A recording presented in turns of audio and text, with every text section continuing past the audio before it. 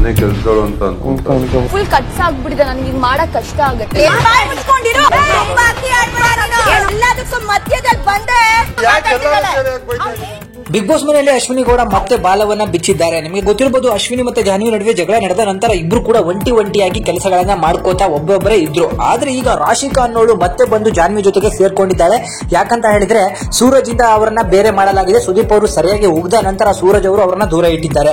ನಿಮಗೆ ಗೊತ್ತಿರಬಹುದು, ಮನೆಯಲ್ಲಿ ರಘು ಅವರು ಕ್ಯಾಪ್ಟನ್ ಆದ್ಮೇಲೆ ಹಲವಾರು ಜನಕ್ಕೆ ಒಂದೊಂದು ಕೆಲಸವನ್ನ ವಹಿಸಿದ್ದಾರೆ. ಆದ್ರೆ ಅಡಿಗೆ ಮನೆ ಕೆಲಸಕ್ಕೆ ರಾಶಿಕಾ ಮತ್ತೆ ನಮ್ಮ ರಕ್ಷಿತಾ ಅವರಿಬ್ರು ಕೂಡ ಇರ್ತಾರೆ. ರಕ್ಷಿತಾ ಒಬ್ಬಳೇ ಕೆಲಸ ಮಾಡ್ತಿದ್ದಾಳೆ 3-4 ದಿನದಿಂದ. ರಾಶಿಕಾ ಯಾವ್ದ್ರಲ್ಲೂ ಕೂಡ ಇಂಡಿವಿಜುವಲ್ ಆಗ್ತಾ ಇಲ್ಲ, ಕೇವಲ ಹೋಗೋದು ಅಶ್ವಿನಿ ಹತ್ರ ಕುತ್ಕೊಂಡು ಮಾತಾಡೋದು ಮಾಡ್ತಾರೆ. ಇದನ್ನ ಗಮನಿಸಿರುವಂತಹ ರಘು ಅವರು ಗಿಲ್ಲಿ ಹತ್ರ ಹೇಳ್ತಾರೆ, ರಕ್ಷಿತಾ ಪಾಪ ಒಬ್ಬಳೆ ಕೆಲಸವನ್ನ ಮಾಡ್ತಿರ್ತಾಳೆ, ಎಲ್ಲರೂ ಕೂಡ ಅವಳನ್ನ ಈ ಮನೆಯ ಕೆಲಸದವರು ಅಂತ ಹೇಳಿ ಅನ್ಕೊಂಡ್ಬಿಟ್ಟಿದ್ದಾರೆ ಅಂತ ಹೇಳಿ. ಆಗ ಅವಳಿಗೂ ಕೂಡ ಸಿಕ್ಕಾಪಟ್ಟೆ ಕೆಲಸ ಜಾಸ್ತಿ ಆದಾಗ ಅವಳು ಹೊರಗಡೆ ಬಂದು ರಾಶಿಕಾ ಅವರೇ ಅಡಿಗೆ ಮಾಡ್ಬೇಕು ಬರ್ರಿ ಅಂದಾಗ, ನನಗೆ ಹೀಗೆ ಸೌಟು ತಿರ್ಸೋಕ್ ಆಗೋದಿಲ್ಲ, ಕೈ ನೋವುತ್ತದೆ ಅಂತ ಹೇಳಿ ಹೇಳ್ತಾಳೆ. ಇವಳು ಮಹಾರಾಣಿ ಮಗಳು, ಇವಳಿಗೆ ಅರಮನೆಯಲ್ಲಿ ಇರಿಸಲಿಕ್ಕೆ ಕರ್ಕೊಂಡ್ ಬಂದಿದ್ದಾರೆ, ಅದಕ್ಕೆ ಅವಳಿಗೆ ಕೈ ಎಲ್ಲ ನೋವು ಬರುತ್ತೆ. ಅದಾದ ನಂತರ ಅದರ ಪಕ್ಕದಲ್ಲಿ ಕೂತಿದ್ದಂತಹ ಅಶ್ವಿನಿ ಅವರು ಹೇಳ್ತಾರೆ, ಇವಳು ಎಲ್ಲದಕ್ಕೂ ಮೂಗ್ ತೋರಿಸ್ತಿದ್ದಾಳೆ, ಎಲ್ಲದಕ್ಕೂ ಮಾತಾಡ್ತಾಳೆ ಅಂತ ಹೇಳಿ. ಇಲ್ಲಿ ಆಕ್ಚುಲಿ ಕಷ್ಟ ಇರೋದು, ಸೊ ಇಲ್ಲಿ ಇರೋದು ಕಿಚನ್ ಡಿಪಾರ್ಟ್ಮೆಂಟ್ ಬಗ್ಗೆ. ಆದ್ರೆ ಅಶ್ವಿನಿ ಮೂಗು ತುರಿಸ್ತಾ ಇರೋದು. ಅಶ್ವಿನಿ ಬಾಯಿ ಮುಚ್ಕೊಂಡು ಕುತ್ಕೋಬೇಕಿತ್ತು. ಆ ವಿಚಾರಕ್ಕೆ ಹೋಗಿ ಎಲ್ಲದ್ರಲ್ಲೂ ನೀನು ತಲೆ ಹಾಕ್ತಿದ್ಯಾ, ಹೀಗೆ ಮಾತಾಡದೆ ಸರಿ ಇರೋದಿಲ್ಲ ಅಂತ ಹೇಳಿ ಮತ್ತೆ ಅವಳಿಗೆ ಕೈ ತೋರಿಸಿ ಮಾತಾಡುವಂತಹ ಕೆಲಸವನ್ನ ಮಾಡಿದ್ದಾರೆ. ಆಗ ರಘು ಅವರು ಹೋಗ್ತಾರೆ, ಎಲ್ರು ಕೂಡ ಯಾಕೆ ಅವಳಿಗೆ ಬೈತಿದ್ದೀರಾ, ಅವಳು ಮನೆಯಲ್ಲಿ ಒಬ್ಬಳೇ ಕೆಲಸ ಮಾಡ್ತಿರೋದು, ಇಲ್ಲಿ ಕುತ್ಕೊಂಡು ಲಲ್ಲೆ ಹೊಡಿತಿರೋದು ನೀವಿಬ್ರು, ಮಾಡೋ ಕೆಲಸವನ್ನ ಮಾಡೋದನ್ನ ಬಿಟ್ಟು ಆ ಹುಡುಗಿ ಮೇಲೆ ಜಗಳಕ್ಕೆ ಹೋಗ್ತೀರಾ ಅಂತ ಹೇಳಿ ಸ್ಟ್ಯಾಂಡ್ ಅನ್ನ ತಗೊಂಡಿದ್ದಾರೆ. ಅಶ್ವಿನಿ ಮತ್ತೆ ತನ್ನ ಕೆಟ್ಟ ಬುದ್ಧಿಯನ್ನ ತೋರಿಸ್ತಾ ಇದ್ದಾರೆ. ಅಷ್ಟೇ ಅಲ್ಲ, ಜೊತೆಗೆ ರಾಶಿಕನು ಕೂಡ ಹಾಕೊಂಡಿದ್ದಾಳೆ. ಈ ರಾಶಿಕಂಗೆ ಇಷ್ಟು ದಿನ ಸೂರಜ್ ಇದ್ದ, ಆದ್ರೆ ಈಗ ಅವನು ಕೂಡ ಹೊಡೆದು ದೂರ ಹಾಕಿದ ನಂತರ ಅಶ್ವಿನಿ ಜೊತೆಗೆ ಸೇರ್ಕೊಂಡು ನೆಗೆಟಿವ್ ಕ್ಯಾರೆಕ್ಟರ್ ನ ಮಾಡ್ತಿದ್ದಾರೆ. ಈಗಾಗಲೇ ಜಾನ್ವಿ ಅವರು ಜನಗಳ ಕಣ್ಣಿಗೆ ಒಳ್ಳೆಯವರಾಗಿ ಕಾಣಿಸ್ತಾ ಇದ್ದಾರೆ.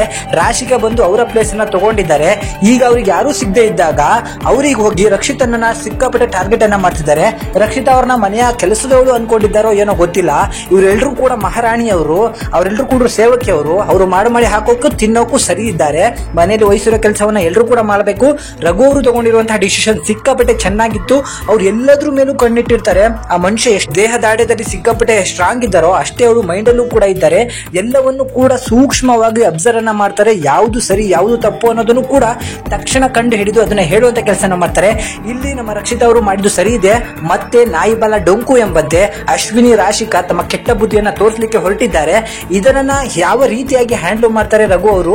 ಮತ್ತೆ ರಕ್ಷಿತಾನು ಕೂಡ ಹೇಳ್ತಿದ್ದಾರೆ, ನಾನು ಕೂಡ ಅಡಿಗೆ ಮಾಡೋದಿಲ್ಲ, ಅದು ಹೆಂಗ್ ಮಾಡ್ಕೊಂಡು ತಿಂತಿರೋ ತಿನ್ರಿ ಅಂತ.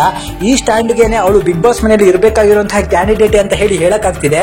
ಇದರಿಂದಾಗಿ ಯಾರದು ಕೆಟ್ಟದ್ದು ಯಾರದು ಒಳ್ಳೇದು ಅಂತ ಹೇಳಿ ನಿಮಗನ್ಸುತ್ತೆ, ಯಾರು ಈ ಮನೆಯಲ್ಲಿ ಕರೆಕ್ಟ್ ಆಗಿದ್ದಾರೆ ಅಂತ ಹೇಳಿ ನಿಮಗನ್ಸುತ್ತೆ, ಅದನ್ನ ಕಮೆಂಟ್ ಮಾಡಿ ಹಾಗೂ ನಿಮ್ಮ ಅಭಿಪ್ರಾಯವನ್ನು ಹಂಚ್ಕೊಳ್ಳಿ. ಈ ಚಾನೆಲ್ ಸಬ್ಸ್ಕ್ರೈಬ್ ಮಾಡ್ಕೊಳ್ಳಿ, ಈ ವಿಡಿಯೋಗೊಂದು ಲೈಕ್ ಮಾಡಿ. Thank you.